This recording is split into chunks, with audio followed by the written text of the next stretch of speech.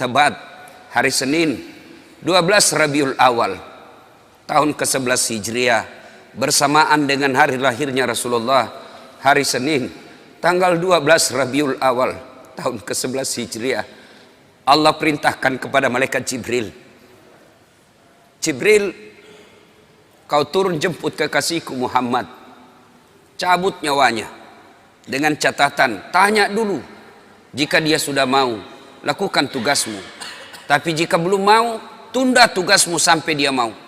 Panggil la Sayyidina Muhammad wa ala alihi wa sahbihi ajma'in, amma ba'd. Faqad qala Allah subhanahu wa ta'ala fi kitabil karim wa huwa asdaul qailin. A'udzu billahi minasyaitonir rajim. Bismillahirrahmanirrahim. Ya ayyuhalladzina amanu dukhulu fis silmi kaffatan wa la tattabi'u khutuwatis syaitan innahu lakum adu mubin. Wahai orang-orang yang beriman, masuklah engkau ke dalam Islam secara sempurna dan janganlah engkau ikuti langkah-langkah setan, karena sesungguhnya setan itu musuh yang nyata bagi kalian. Wa qala idzan, Allah kemudian berfirman, bismillahirrahmanirrahim, innallaha wa malaikatahu yusalluna ala nabi ya ayyuhalladzina amanu sallu alaihi wa sallimu taslima. Sesungguhnya Allah dan para malaikatnya, Masya Allah, Allah dan para malaikat bersalawat kepada Rasulullah Muhammad sallallahu alaihi wasallam. Maka wahai orang-orang yang beriman, bersalawatlah kalian kepada Rasulullah dengan sebaik-baik salawat. Sallallahu ala Muhammad sallallahu alaihi wasallam, sallallahu ala Muhammad sallallahu alaihi wasallam.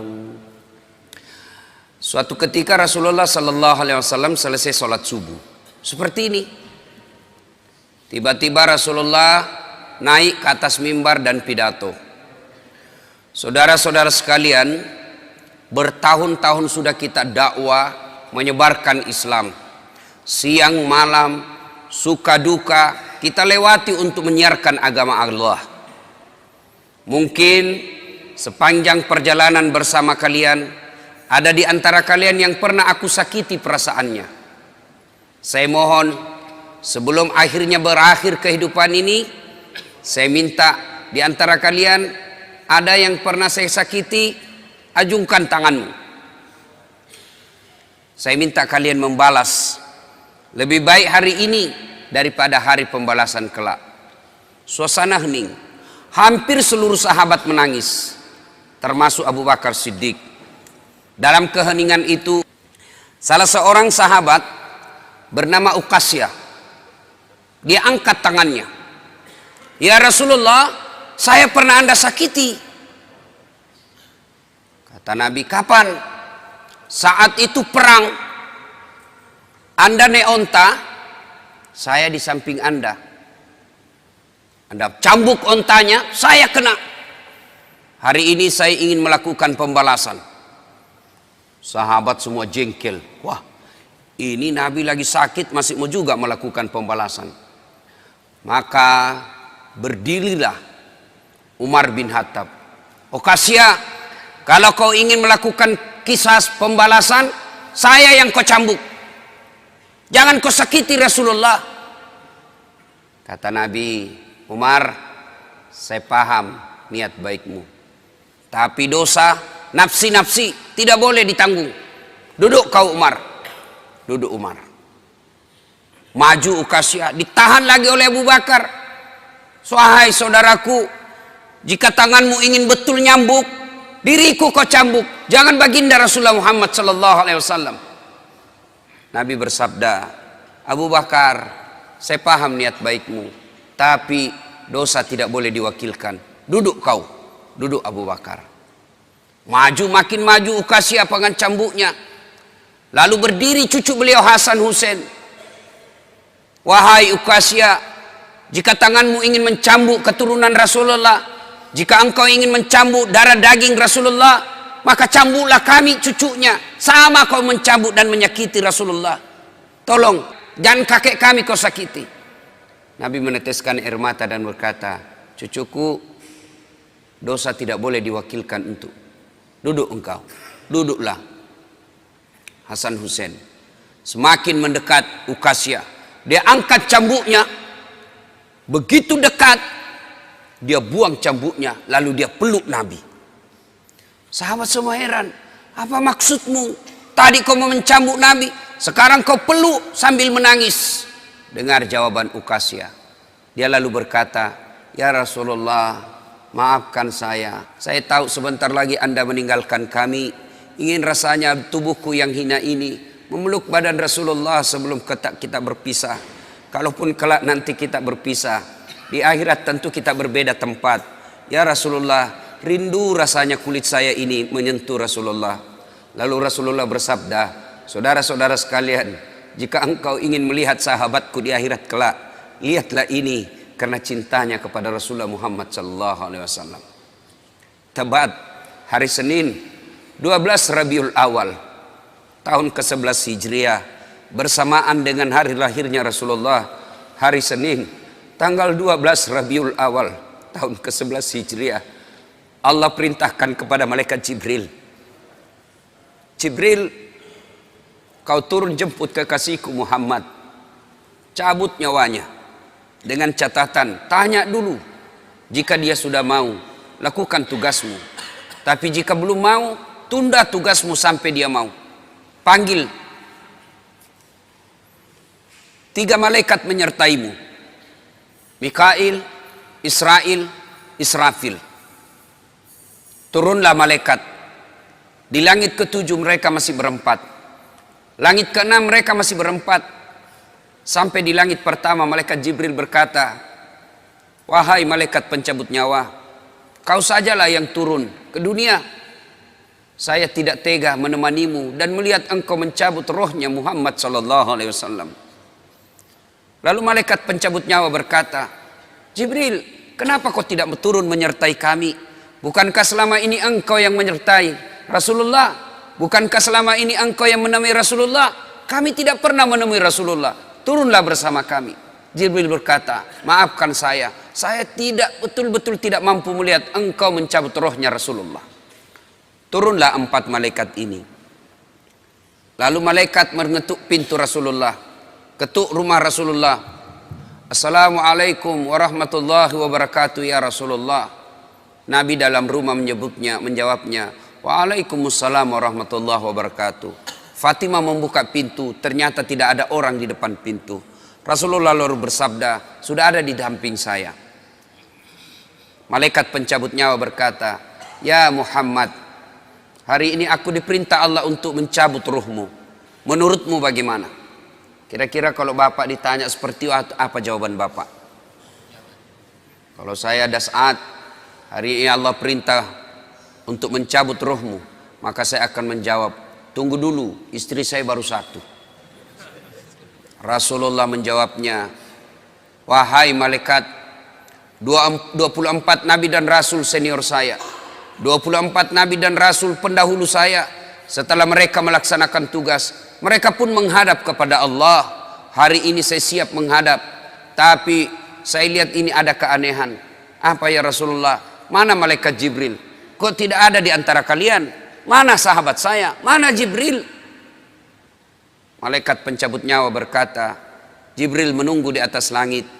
Dia tidak datang untuk menyertai kami. Lalu Nabi perintahkan, kau panggil dulu. Ada perkara yang penting yang ingin saya tanyakan kepada Jibril. Setelah itu saya siap menghadap kepada Allah. Naiklah malaikat pencabut nyawa dan berkata kepada Jibril, ya Jibril, engkau dicari sahabatmu, turunlah engkau menyertai kami. Turun malaikat Jibril. Lalu ketemu dengan Nabi. Nabi bertanya kepada Jibril, ya Jibril, kalau hari ini aku harus menghadap kepada Allah, tolong berikan saya berita gembira, tolong perdengarkan saya kalimat yang nikmat di telinga saya. Lalu Jibril bersabda, ya Muhammad, saya dapat berita gembira dari Allah.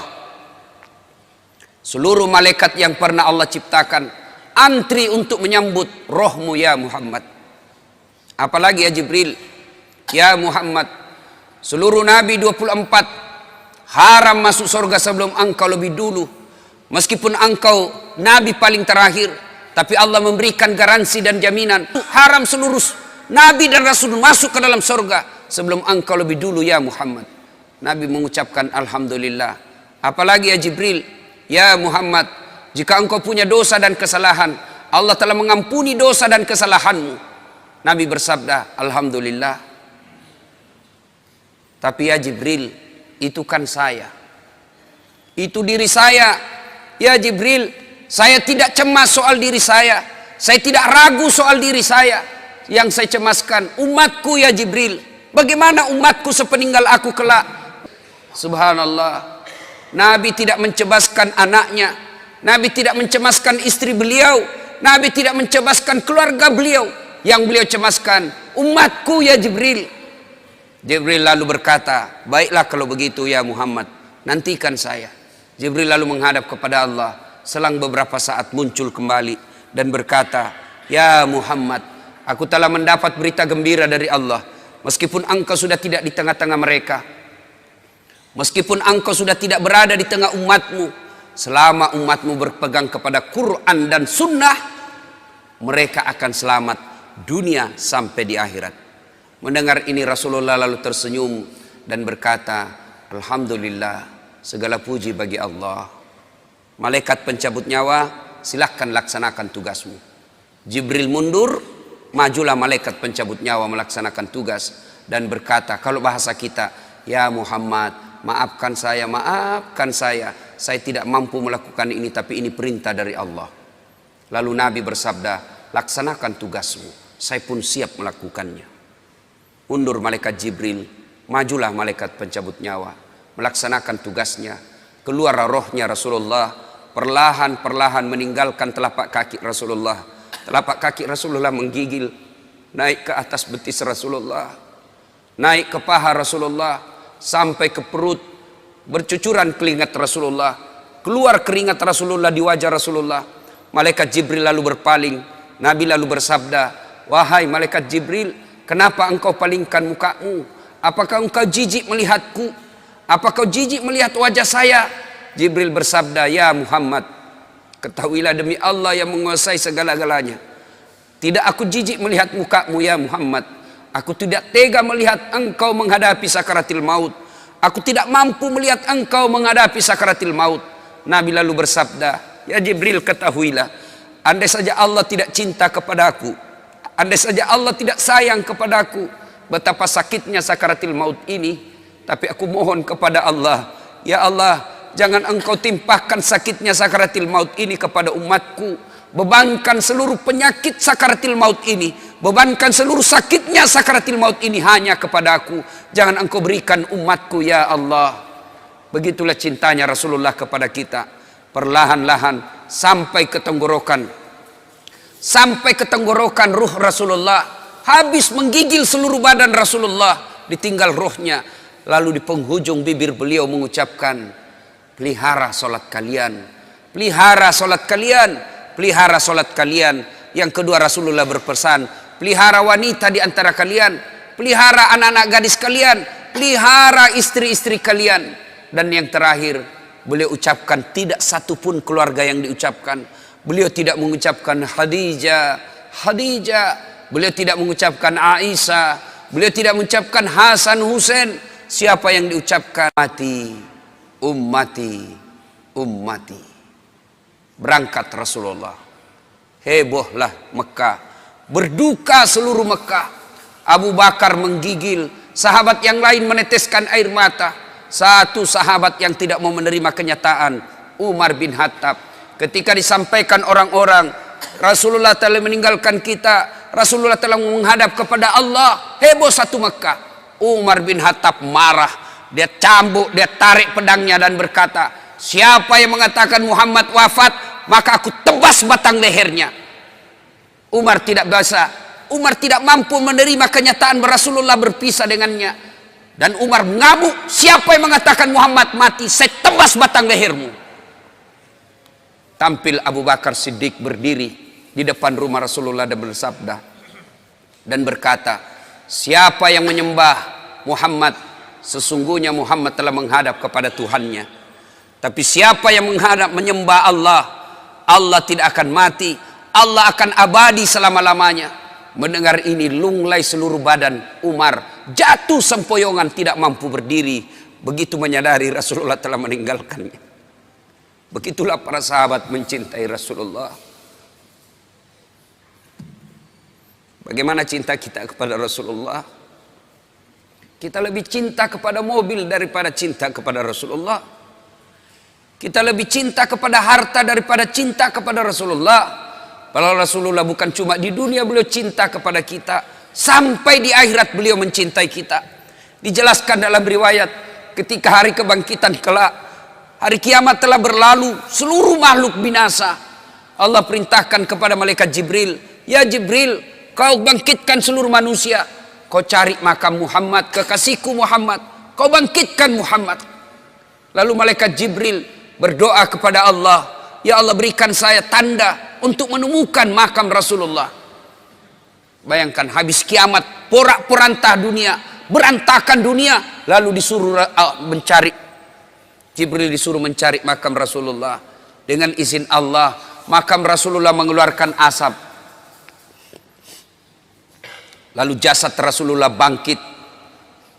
Seperti kalau Bapak lihat sirkus, naik jasad Rasulullah terangkat, ya kurang-kurang seperti ini.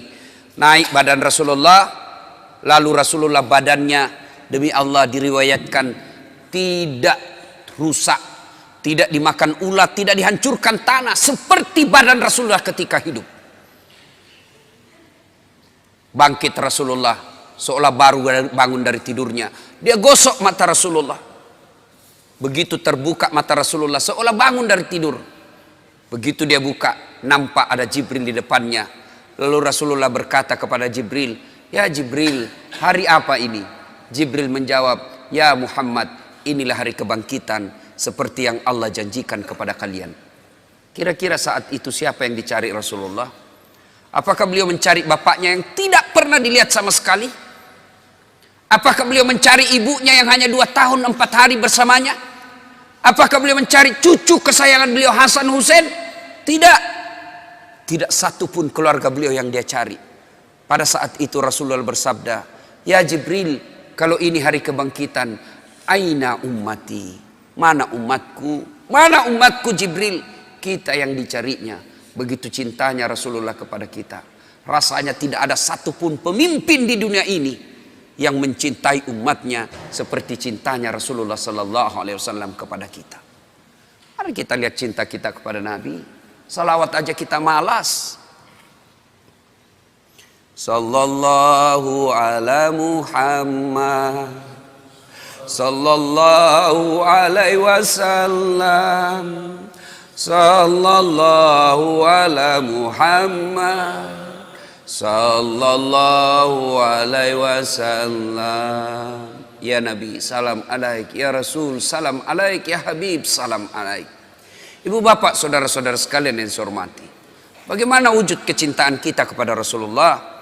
Apabila kita cinta kepada Rasulullah, pelihara anak-anak kita. Apa hubungannya Ustadz? Cinta kepada Rasul dengan cinta kepada anak? Tidakkah kalau kita cinta kepada Rasulullah, ajaran-ajaran Rasulullah, petua-petua Rasulullah, pesan-pesan Rasulullah, titah-titah Rasulullah harus kita pelihara dan kita amalkan selama-lamanya. Bagaimana pesan-pesan Rasulullah, bagaimana perintah-perintah Rasulullah akan abadi dan selama-selamanya apabila kita tidak pelihara generasi muda. Bapak-bapak yang sudah usia-usia lanjut, ini usia-usia yang insya Allah akan selamat. Tapi bagaimana Islam ke depan? Bagaimana Islam 10 tahun yang akan datang, 20 tahun yang akan datang, 30 tahun yang akan datang, berada di anak-anak kita semua. Maknanya, kalau anak kita tidak pelihara dengan baik, maka lambat laun Islam akan pudar di dunia. Belajar dari Spanyol. Dulu Spanyol berjaya Islam di sana. Kerajaan Islam berjaya di Spanyol. Tapi apa yang terjadi sekarang? Hilang Islam di sana. Indonesia sekarang ini bisa dikata 80% Muslim, 80% kita orang Islam di Indonesia, tapi tidak ada jaminan Islam akan abadi di Indonesia. Memang Al-Quran telah menjamin dunia ini tidak akan hilang Islam, di dunia ini tidak akan Islam, tidak ada punah Islam di dunia ini, tapi tidak ada jaminan dalam Quran dan hadis tidak akan punah Islam di Indonesia. Bila kita tidak memelihara anak-anak kita tidak wariskan Islam kepada anak kita, maka bisa jadi Islam akan menjadi kenangan di bumi Republik Indonesia ini. Coba lihat sekarang anak-anak kita, Pak. Siapa yang dijadikan idola? Lee Min Ho. Siapa yang dijadikan idola? Artis-artis yang tidak jelas agamanya. Coba lihat acara Ciri TV kalau ada artis yang menyanyi. Lihat anak-anak usia SMP SMA kita, rasanya mau kesurupan lihat artis. Mungkin kasar kalau saya katakan, kalau dia lihat artis cewek-cewek bilang cium saya, peluk saya, tiduri saya. Yang diidolakan, ya coba, yang datang pengajian ini orang-orang tua kan, usia-usia sakaratil maut. Mana anak-anak kita, Pak? Jangan sampai kita sudah asik pengajian, anak kita tinggalkan di rumah. Sertakan anak-anak kita dalam tablik. Kenapa ketika ulang tahun kita mampu bawa anak kita ke Jakarta, kita mampu bawa ke mall, kita bawa mampu. Tapi ketika taklim seperti ini, kita tidak mampu membawa anak-anak kita. Nah, coba kita lihat nih fakta. Suatu ketika saya senang, Pak, bagi-bagi medsos saya ke anak-anak remaja. Supaya apa? Mereka ada tempat berdiskusi agama. Suatu ketika ada anak-anak curhat ke saya, usia 15 tahun. Ustadz, pacar saya hamil. 15 tahun, kelas 3 SMP. Saya bilang, pertemukan saya bapakmu. Kalau tidak bisa ketemu, kasih saya nomor teleponnya. Saya telepon. Saya sampaikan ke bapak orang tuanya, nikahkan. Jangan lagi ada pikiran kau gugurkan itu kandungannya anaknya, pacarnya. Saya cerita-cerita, lalu saya tanya, sudah berapa perempuan kau kasih begitu? Apa dia jawab? Sudah 5 Ustadz, tapi baru 1 ini yang hamil. Kelas 3 SMP. Saya tanya, bagaimana caranya? Tidak mungkin kau bisa masuk hotel. Kamu kan kelihatan muka anak-anak. Apa jawabannya? Memang tidak di hotel, Ustaz. Terus di mana? Di rumahnya itu perempuan, Ustaz. Makin bingung saya. Gimana ceritanya kok bisa masuk di rumah perempuan? Apa jawabannya? Saya tahu jam-jam berapa tidak ada orang tuanya di rumahnya. Rutinitas orang tuanya saya sudah hafal. Pada saat itu saya datang ke rumahnya. Auzubillah min dzalik. Hati-hati, Pak. Kita terlalu sibuk. Tidak punya waktu untuk anak. Padahal kita cari nafkah supaya apa? Anak. Heran kan? Orang tua cari nafkah supaya anaknya baik-baik hidupnya. Tapi sayang 1000 sayang. Anaknya hanya diisi perutnya. Tidak diisi imannya. Kita terlalu bingung apa yang dimakan anak kita. Padahal demi Allah, ada enggak di rumah ini mati kelaparan anaknya? Tolong tunjukkan saya, Pak. Ada di rumah sini yang mati kelaparan anaknya? Ada? Ada, Pak. Bohong Bapak kalau katakan ada. Tapi yang mati gara-gara narkoba, bisa jadi ada. Mati gara-gara ngelem. Lem pox dia campur lem tikus. Jangan kau campur lem Korea, tidak bisa terbuka mulutmu itu. Ayo. Mati gara-gara balapan. Mati gara-gara narkoba. Itu banyak, Pak, yang begitu. Maknanya, jangan cemas soal perutnya anak. Yang kita cemaskan agamanya. Perut apa? Terlalu bingung. Cicak aja dijamin rezekinya oleh Allah. Cicak. Bapak tahu cicak? Tahu cicak? Apa dia makan cicak? Hah? Nyamuk. Masuk akal enggak? Di mana ketemunya? Enggak punya ke terminal. Satu di dinding, satu terbang. Di mana ketemunya? Kalau kita pesawat bisa ketemu. Di mana kita ketemu? Di terminal. Ini nyamuk enggak punya terminal. Di mana ketemunya? Tapi Allah yang ngatur rezekinya cicak. Sehingga lagu kita dulu kan, cicak-cicak di dinding, diam-diam merayap. Datang, Pak. Cicak yang datang, nyamuk yang datang. datang seekor nyamuk. Lagu tidak mengatakan cicak lompat ke nyamuk. Wah, enggak, setengah mati cicak, kasihan. Itu lagu-lagu dulu Pak, memang bagus. Saudara-saudara sekalian, nih perhatikan anak kita. Nih lagi nih. Saya ini kan banyak yang curhat Pak. Termasuk tadi malam ada lagi yang curhat anak-anak. Tapi tadi malam anak Jambi, bagus juga curhatnya. Ustadz, saya mau berhenti sekolah. Kenapa? Saya tidak tega lihat ibu saya kerja. Saya kena tipu, bapak saya kontraktor, kena tipu Ustadz. Saya sekolah tapi saya tidak yakin bisa dapat kerja yang baik. Nah ini baik, ini curhatnya yang begini. Masih baik curhatnya yang begini. Tapi yang curhat lagi, apa yang curhat? Bilang gini, Ustadz, saya lagi di hotel Pak. Saya biasa kalau pergi ceramah saya rahasiakan hotel kamar. Kenapa? Untuk istirahat. Ini tiba-tiba resepsionisnya diberitahu nomor kamar saya. Datanglah ini anak muda, usia 21 tahun. Dia ketuk pintu kamar. Assalamualaikum. Waalaikumsalam warahmatullahi wabarakatuh. Anak muda. Kenapa dek? Boleh curhat Ustadz? Oh boleh, tunggu kalau gitu kita ketemu di lobi. Ceritalah saya di lobi. Apa dia cakap? Ustadz, kira-kira diampuni enggak dosa saya? Apa dosamu dek? Saya pukul orang tuaku. Siapa? Bapakku saya pukul Ustadz. Wah, besar dosamu itu. Kenapa bisa? Pemabuk bapak saya Ustadz. Mabuk aja kerjanya siang malam. Dia pukul mama saya. Saya jengkel, saya pukul juga. Dalam hatiku, benar juga ini sedikit. Lalu ya cerita-cerita. Nanti saya kaget. Waktu saya gali-gali masa lalunya. Dia bilang apa? Ustadz, saya waktu kelas 3 SMP, kelas 1, kalau saya tidak salah dia bilang kelas 1 SMP. Waktu kelas 1 SMP, saya berhubungan suami istri dengan sepupu sekali saya. Kelas 1 SMP kelas berapa ya? Kelas 1 SMP umur berapa itu Pak? 12 tahun kan? 12 tahun. Usia 12 tahun, dia sudah berhubungan suami istri, berzina dengan sepupu satu kalinya, anak saudara bapaknya.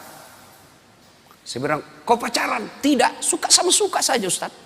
Berapa lama kau begitu? Apa jawabannya? Sampai kelas 1 SMA. Fakta. Ini bukan sinetron. Kalau sinetron kan biasa dibuat-buat. Kisah nyata. Apalagi yang membuat miris hati saya ketika dia bilang apa? Ustadz, selesai itu karena dia menikah, saya begitu lagi dengan pamanku. Saudaranya mamanya, laki-laki. Berarti ini anak biseks. Laki oke, perempuan jadi. Selesai dengan pamannya, dia begitu lagi dengan kakaknya yang pertama kali ditiduri, sepupu sekalinya. Auzubillah min zalik. Ini fakta. Hati-hati Pak. Apa yang rusak anak-anak kita sekarang? Ada yang tahu jawabannya? Kira-kira apa yang rusak anak kita sekarang? Nih, handphone, smartphone. SMP, SD dikasih handphone begini, rusak anak bapak. Metode mendidik orang tua sekarang mulai hilang, jauh dari nafas Islam. Orang tua kita dulu tidak ada sekolah, tidak ada gaji bulanan, tidak ada rumah dinas, tidak ada kendaraan dinas, tapi anaknya bisa dia didik menjadi orang-orang hebat. Coba lihat orang-orang tua dulu, cara mendidik anaknya. Coba lihat, saya ingat, saya kecil, satu tempat tidur 4 kami di atas, sampai SMA. Satu tempat tidur. Tujuannya apa? Ternyata apa? Oh, menimbulkan kekerabatan, emosi di antara saudara. Apalagi ada yang menjadi spionasenya orang tua, ada jadi mata-matanya orang tua. Mak, pacaran kakakku. Kenapa kau tahu? Saya dapat suratnya di kamar. Kenapa? Ada yang jadi mata-mata. Dulu kita mau pergi main, saya paling sering itu ditolak sama teman-teman. Karena kalau saya main, mak, saya mau pergi main. Apa kata mamaku? Iya, kau pergi, tapi bawa adikmu. Orang Bugis bilang matarana. Tidak tahu saya bahasa Dumai sini apa. Kalau kita pergi main, syaratnya boleh, tapi bawa adik, urus adik. Pergilah. Saya biasa ditolak sama teman. Dia bilang, tidak usah kau kasih masuk dasat. Adiknya cerewet, lagi main, nangis lagi adiknya. Apa tujuannya Pak? Menjalin persaudaraan dan tanggung jawab sejak kecil. Kita minta duit, tidak langsung dikasih itu. Pak, saya membayar besok. Apa kata bapak kita? Sudah, kau bersihkan dulu itu nak toilet. Pak, saya membayar besok. Kau isi bak mandi dulu. Itu dulu orang tua dulu. Sekarang bagaimana pak? Katanya modern. Satu anak, satu kamar. Di kamarnya ada TV. Di kamarnya ada kulkas. Akhirnya apa? Pulang sekolah langsung masuk kamar. Kapan dia keluar? Mau makan. Sudah itu masuk lagi kamarnya. Tidak pernah bertemu saudaranya. Jangan heran. Begitu bapaknya meninggal. Hanya perkara warisan. Mereka berpengadilan. Dan tidak punya rasa malu. Coba lihat anak-anak kita sekarang pak. Masya Allah.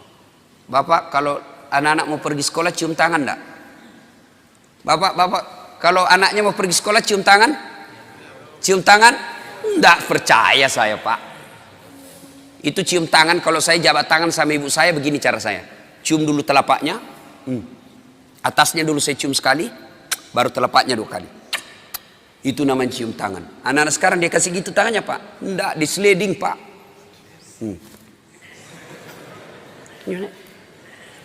Begini saja caranya. Di kepalanya di sini.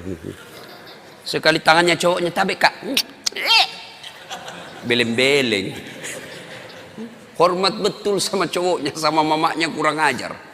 Kalau mamanya yang telepon, nah jemput dulu ibu, bapakmu ndak bisa jemput, bapak masih sibuk di kantor. Apa jawabannya anak laki-laki?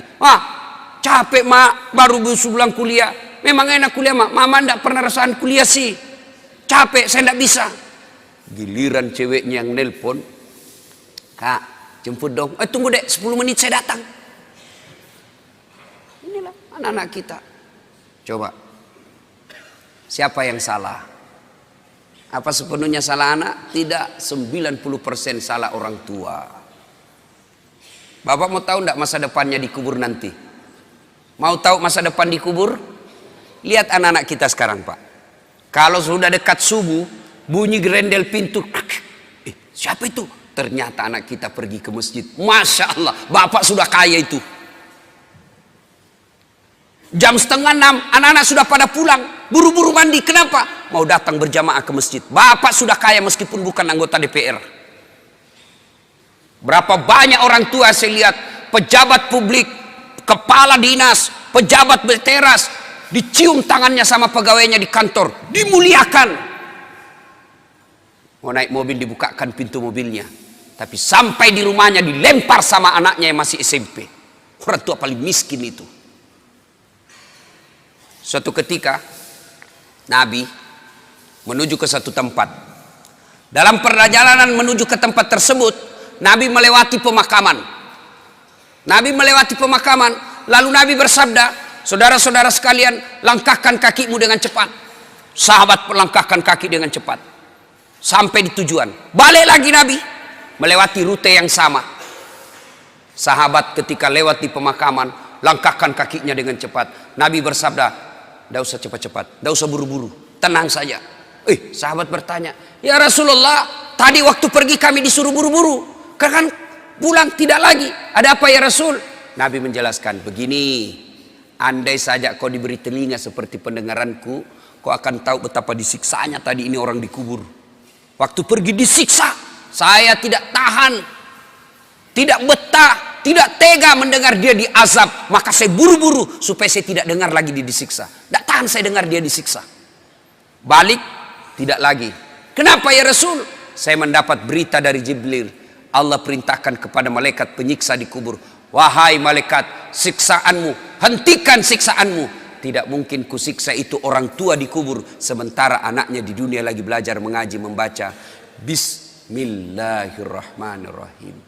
Baru bismillah, dengan nama Allah pengasih penyayang, baru itu dia baca, Allah perintahkan hentikan siksaanmu.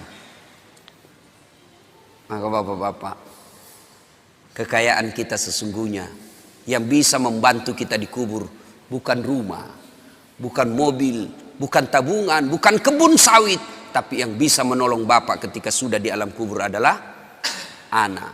Ibu-ibu, saya tanya ibu, ibu, kalau ibu meninggal kira-kira siapa yang doakan ibu? Suami? 3 bulan dia kawin lagi. Ini fakta Pak. Saya kan selalu belajar di medsos itu. Ada kawan saya naik haji, meninggal istrinya, nangis betul. Nelpon saya nangis terus, sampai bengkak matanya. Saya bilang, hebat betul ini bapak, sayang betul sama istrinya. Dan apa dia kata? Ustadz, sepeninggal istri saya, rasanya terbang separuh jiwaku. Kayak lagu. Beberapa saat kemudian saya jogging di Karebosi. Ketemu saya masa itu bapak. Saya lihat, ada cewek ditemani, lebih muda, cantik, putih, tidak pakai jilbab. Saya tanya, Pak Haji, siapa itu? Dia bilang, yang baru Ustadz. Dalam hati gua dia lupa bengkak matanya. Lalu siapa yang bisa mendoakan dan akan mengingat kita? Tidak usah contoh lah. Orang lain, saya nih Pak. Doakan saudara, jarang Pak. Nanti dia minta, dia doakan saya. Baiklah, itu kalau saya ingat. Tapi yang selalu saya doakan di sujud akhir setiap sholat saya, ibu bapak saya. Jadi yang bisa menyelamatkan, nolong kita ketika dikubur, anak. Jadi kalau ibu terlalu sibuk, anaknya kursus aritmatika, kursus sampoa, kursus bahasa Jepang, tidak diajari agama, miskinlah ibu nanti di akhirat. Memang kalau anak kita nanti kan ini orang tua terlalu bangga ngajari anaknya bahasa Inggris. Hebat anak saya Ustaz, baru 1 tahun sudah pintar bahasa Inggris, yang kelas 2 pintar bahasa Jepang, yang kelas 1-nya lagi nih SMP, dia sudah pandai bahasa Korea. Memangnya nanti kalau dia berdoa pakai bahasa Korea? Oh my God, please help me my mother. Enggak lah, tetap pakai bahasa Indonesia. Maka ibu bapak saudara-saudara sekalian, nah bagaimana cara didik anak? Bapak boleh baca psikologi pendidikan, silahkan baca riset-riset majalah, silahkan. Tapi sesat dan menyesatkan ketika bapak meninggalkan Quran dalam mendidik anak. Dalam Al-Quran ada seorang manusia yang diabadikan namanya. Nah siapa? Adik-adik nih, siapa yang jawab saya kasih. Yang adik-adik bukan bapak-bapak, adik-adik. Siapa yang diabadikan namanya dalam Quran karena hebat dalam mendidik anaknya? Dia bukan nabi, bukan rasul, tapi diabadikan namanya menjadi nama surah. Siapa? Siapa namanya? Ayo, saya kasih hadiah. Sini. Berdiri sini. Saya kasih hadiah. Sebelum dijawab pertanyaan itu ada passwordnya.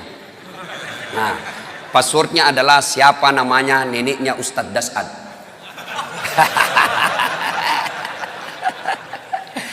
Dek ya, lain kali jawab saja sembarang, belum tentu mereka juga tahu ini nenek saya. Itu namanya kritis. Ya, ayo siapa namanya orang tua yang hebat mendidik anaknya lalu diabadikan menjadi nama surah? Siapa namanya, Dek? Dika. Oh, nama Dika dia, tapi nama yang saya maksud ya, orang tua yang diabadikan namanya dalam Quran, siapa namanya? Luqman. Tepatnya Luqmanul Hakim. Sudah ada benarnya, ada apa dia? Oke. Salam tangan dulu, Bos. Ya. Beda itu rasanya uang Ustadz dengan uang Kapolres. Bapak saudara-saudara sekalian, namanya Luqmanul Hakim. Diabadikan menjadi nama surah karena hebat dalam mendidik anaknya. Nah, maka karena waktu terbatas, bapak kalau mau ibu bapak mau mendidik anak, buka Quran surah Luqman mulai dari ayat 13. Allah ajarkan menurut Luqmanul Hakim, ya bunayya, wahai anakku, la tusrik billah, jangan kau serikatkan Allah. Artinya yang pertama diajarkan kepada anak akidah. Anak-anak kita kecil-kecil 7 bulan, 9 bulan, 1 tahun, mereka anak kecil kan senang lagu, maka perkenalkan lagu-lagu Islam, perkenalkan akidah, tauhid melalui lagu. Ada waktu saya kecil kan lagunya begini. Topi saya bundar, bundar topi saya. Kalau ibu-ibu dulu kalau dia didik anaknya, lagunya dia perkenalkan sejarah Nabi melalui apa? Lagu.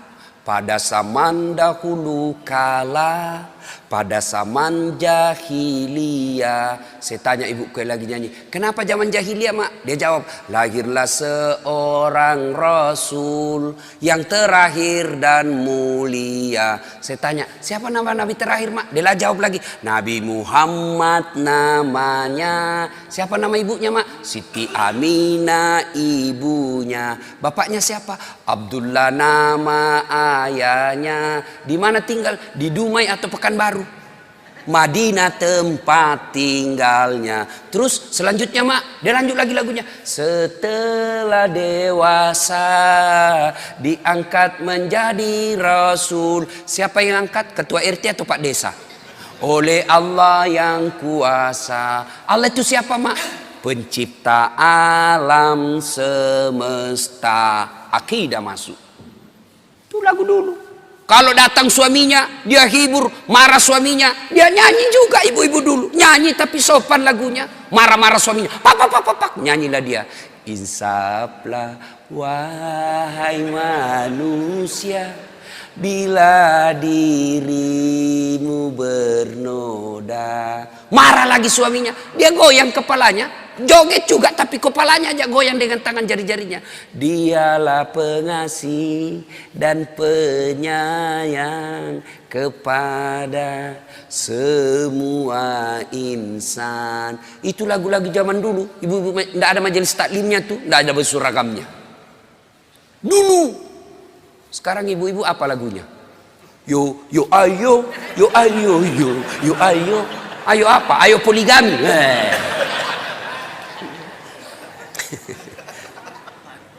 Baca surah Luqman pak. Nah didik melalui surah Luqman. Yang kedua diajarkan dalam surah Luqman, ajari anakmu berjalan di muka bumi ini jangan rasa sombong. Itu diajari dari kecil. Kita bersaudara bisa jadi satu rahim, satu jalan keluar, tapi rezeki berbeda. Akhirnya anak pun kita berbeda.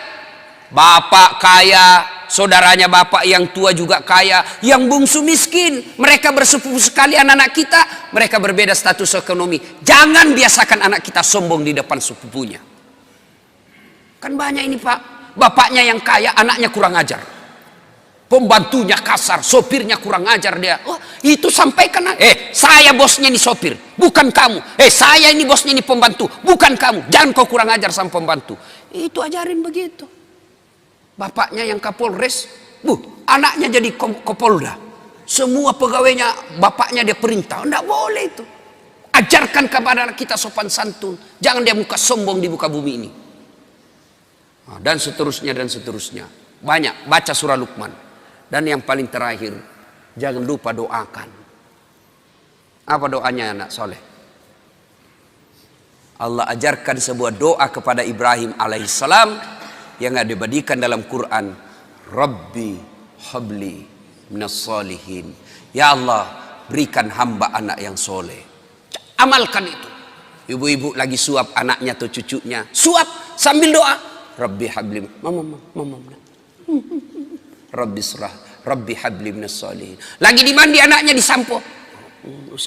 Rabbi habli minas salihin. Mau tidur anak kita, usap-usap kepalanya. Rabbi habli minas salihin. Mau pergi sekolah, dekap dia. Rabbi habli minas salihin. Anak kita bertanya, apa itu bunda? Saya doakan nanda supaya anak jadi anak yang soleh. Sampai di sekolah mau bolos anaknya. Enggak deh, saya enggak bolos. Tadi bunda saya mendoakan saya jadi anak yang soleh. Coba diamalkan itu. Ada kemanakan saya pak, sudah mau maghrib masih main bola. Saya panggil, Fatur, sudah Mina, ayo berjamaah ke masjid. Sedikit lagi om. Oke, dia main futsal. Saya tunggui. Azan maghrib masih main bola. Terpaksa Ustaz Dasat masuk lapangan. Saya bisik telinganya. Rabbi habli minas salihin. Langsung menangis. Heran semua orang lihat. Hebatnya Pak Ustaz. Dia bisik saja kemanakannya menangis. Dia tidak tahu telinganya saya bisik. Tanganku dibawa menjepit.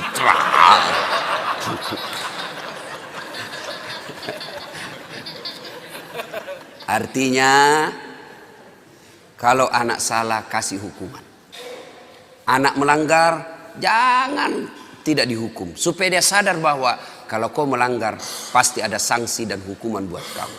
Tapi jangan lupa hidayah dan petunjuk datang dari Allah Subhanahu wa taala. Ibu bapak saudara-saudara sekalian, inilah tausiah kita pada taklim kita kali ini. Mudah-mudahan ada manfaat. Terima kasih kepada Bapak Andi Abdul Latif yang telah memfasilitasi sehingga saya bisa sampai di tempat ini. 2 hari saya berada di tempat ini, subhanallah, alhamdulillah. Senang sekali bisa bersilaturahmi dan itulah nikmatnya persaudaraan dalam Islam.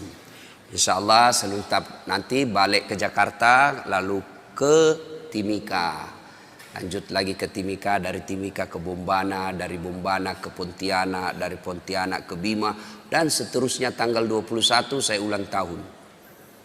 Saya pikir saya istirahat di situ, ternyata ada lagi sepupu teman minta, Ustadz minta lah, ya sudahlah tambah acara.